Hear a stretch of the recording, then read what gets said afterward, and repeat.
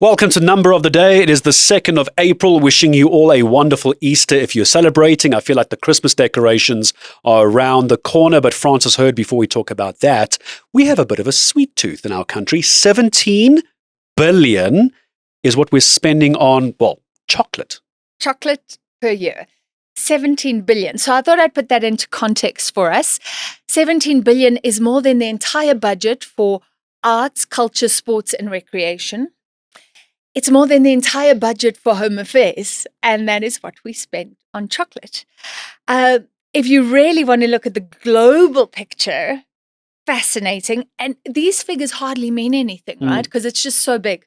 146 billion US dollars is what the chocolate confectionery market will be worth this year. In rands, I think I put that into rands, and it's about 2.4 trillion rand, which is interesting because yesterday SARS said that for the first time in history they had collected 2 trillion rand. Oh, now we know where it's come from. No, unfortunately not.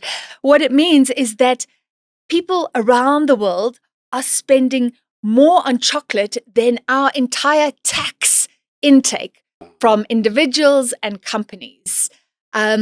It's almost as much as what we spend as a country per year, because that's 2.6 trillion. Yeah.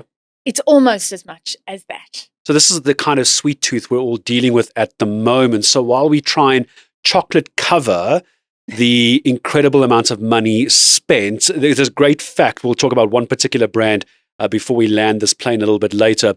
When it comes to this kind of money, though, there's a slightly serious tone here as well, which we have to recognize. I know you've spoken about this before. I want to revisit it.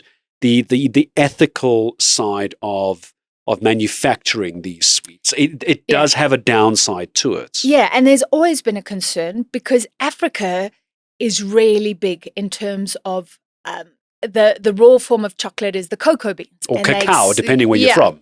Tomato. So let me find the countries. Ghana is there, Nigeria, Cote d'Ivoire, Cameroon. They are 4 of the top 5 exporters.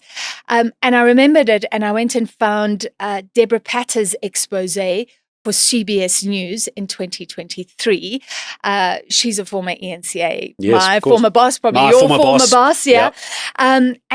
And that was a really big one because it looked at Mars in America that like makes Mars bars, okay. M&Ms and Snickers, and sort of linked what was happening there, the manufacturing of chocolates, to 5-year-old little kids in Ghana that were being forced to use machetes to manually cut off the pods and then harvest the cocoa beans from the cocoa trees. Forced labor. Yes, child labor in Africa. And there's always been this ethical concern about chocolate because of that. She actually found the kids doing it. So some companies are really differentiating themselves by saying fair trade. We look at where the chocolate comes from, which farms harvest the cocoa beans and how they do it. Like Tony's, for example, is an ethical Dutch company. So yeah, that's the dark side, not the good dark side of chocolate, but the really dark side of chocolate that we need to watch. We need to watch that. So obviously when people are going out last minute Easter egg shopping or Easter bunny shopping, make sure that you are, if as far as possible, reading labels, trying to see where it's sourced from and do your homework on that as well. The other side that needs to be looked at here as well is, apart from how much this adds to global fiscus and our own economy as well, is a great story regarding Kit Kat. Oh, yes. Wonderful. So, and we spoke to Nestle, actually. That's where I got the 17 billion confirmation from. Because, and a lot of people have been following this, it's been an amazing PR coup for Nestle that almost more than 400,000 Kit Kats were stolen from Nestle. They were traveling between Italy and Poland. So this big heist. Nobody knows if the Easter Bunny was behind it. Nobody was hurt. A Kit Kat heist. Nobody was hurt. The Kit Kats have still not been found. Maybe Pink Panther is on the case. So that happened in Europe. So they've got a bit of a problem. But luckily, we don't have a Kit Kat shortage. And in fact, it's been it's been wonderful for Nestle because the memes just started, and where's give it the a Kit break. Kat? Yeah, the robbers took it too much to heart that they need a break, because then they broke with the Kit Kat, and there was this break in. So it's just been going on, and actually quite fun for Nestle. Kit Kat is big. If you want just a few more stats, so this comes from MAPS data. They do it every year. Our top 5 bars are Bar One, Lunch Bar, Aero, Black Cat, and Kit Kat. Consumed by more than 1 million people weekly, each of those. The stats from last year were that more than half of the entire population in South Africa had eaten some form of chocolate over the last month. And yeah, you can break it down by income groups. Black Cat, Aero, that's high income. Kit Kat, Lunch Bar, everybody likes. Women like different chocolates to men. So some interesting stats coming out. What a sweet episode. What a sweet episode. Let's end on this. The average volume per person. Uh-oh. You're going to make me feel bad, aren't you?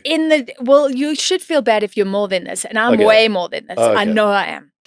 The average volume per person in the chocolate confectionery market this year is expected to be 1.3 kilograms per year. Kilograms? Yeah.